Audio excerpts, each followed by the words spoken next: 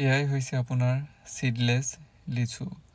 তাৰ মানে হ'ল আপোনাৰ গুটি থাকিব লিচুত, কিন্তু একদম নাই বুলি ক'ব পাৰি।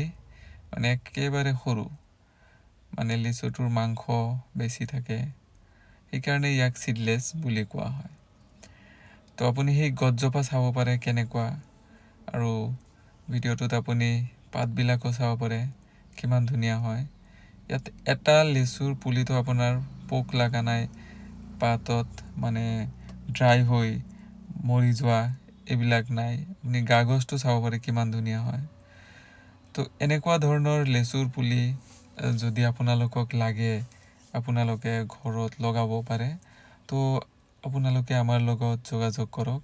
এনেকুৱা হেল্ডি প্লেণ্টছৰ বাবে, হেল্ডি লেচুৰ পুলিৰ বাবে আপোনালোকে পাই যাব। আমাৰ নাৰ্চাৰীত আছে। তো ধন্যবাদ।